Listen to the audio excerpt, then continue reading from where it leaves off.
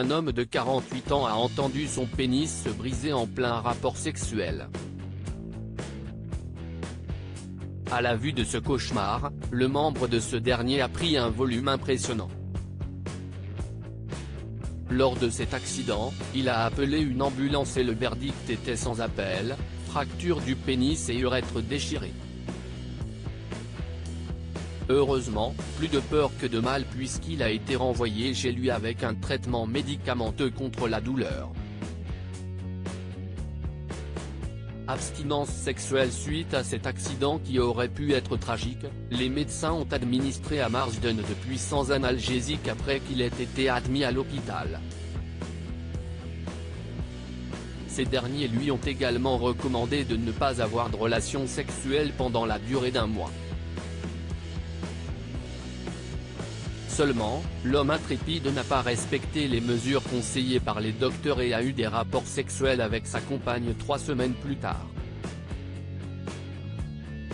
Heureusement, cette imprudence ne lui a pas causé de préjudice malgré le fait que ce dernier ait vécu un véritable cauchemar causé par une douleur intenable due à une rupture du corps caverneux et de l'urètre.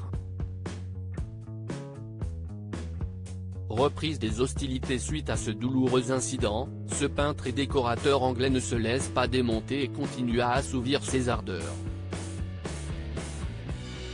Aujourd'hui, le couple est heureux de continuer ses ébats après ce véritable cauchemar. En se remémorant ce souvenir, l'homme intrépide déclare « J'ai entendu mon pénis craquer et j'ai dit tout de suite à Louise que quelque chose n'allait pas. » Puis d'ajouter « Cela a atteint la taille d'une bouteille de vin. Cela échappait à mon contrôle et m'effrayait à mort. »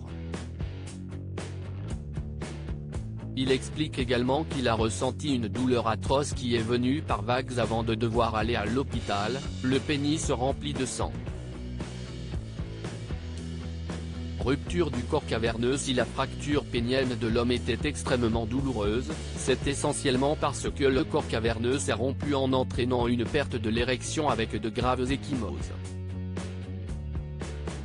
Pour diminuer la douleur, il a reçu des doses élevées de morphine et a été gardé en observation à l'hôpital après la pose d'un cathéter provisoire et de bandages.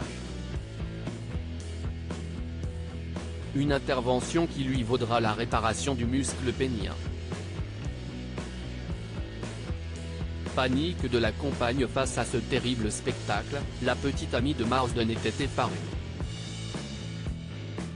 Elle raconte qu'elle se sent toujours coupable et responsable de ce terrible incident conjugal.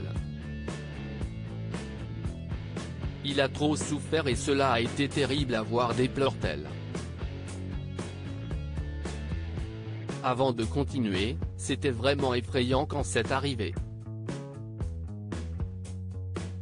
Je ne savais pas quoi faire. Je me sentais impuissante. Suite à cela, l'homme accidenté n'a pas pu marcher pendant quelques jours et a été sommé de ne pas avoir de relations sexuelles pendant 30 jours, une recommandation qu'il a allègrement violée en ne respectant pas ce délai.